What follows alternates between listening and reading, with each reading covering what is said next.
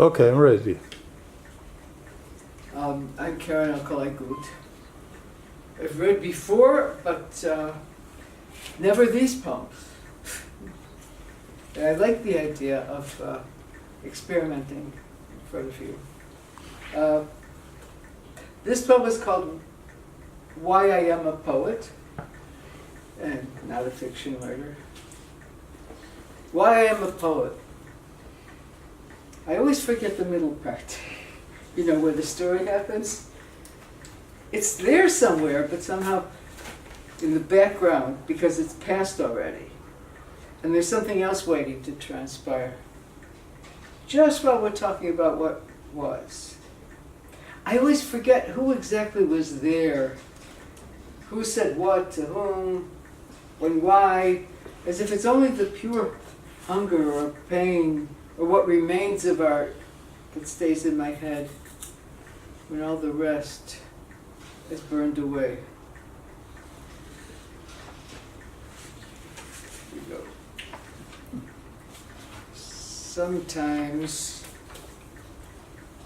Sometimes your most sincere love poems were really meant for someone else. A heartthrob who went away just after he declared his feelings. Stop.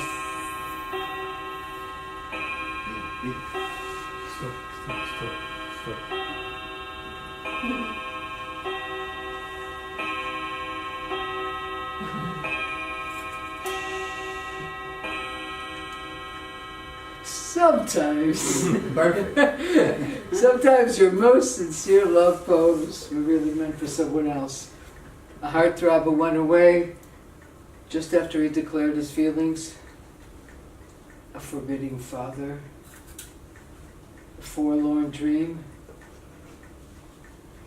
Loves that disappear from memory may return in every word. Refrain. That touch remains, no matter who you think you're writing about at that moment. All right, this one's old. My biblical poem. It's called Joseph and Me, a love story.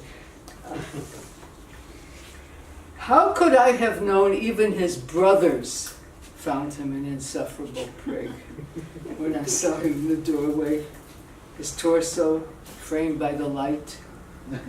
How could I have known it was a game he played with everyone more innocent than thou?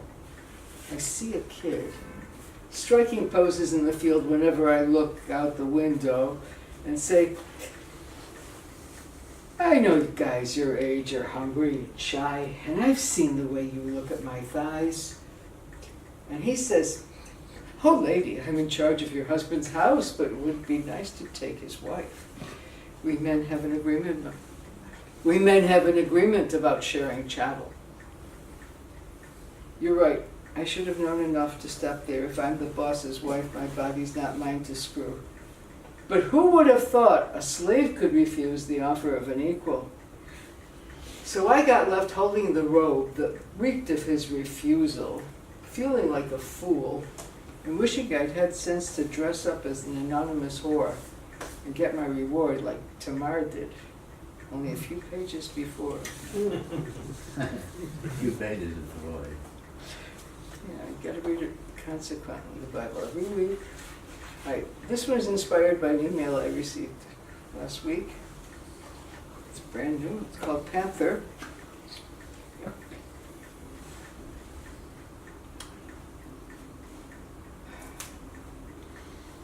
Panther. My mother always said I look like a blacksmith at dawn. So dark I can only be seen near my fire or the flash of a camera. My eyes, so she told me, deep as a moonless night.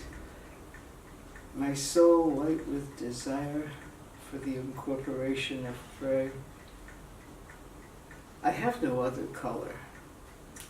Only hunger and anonymity.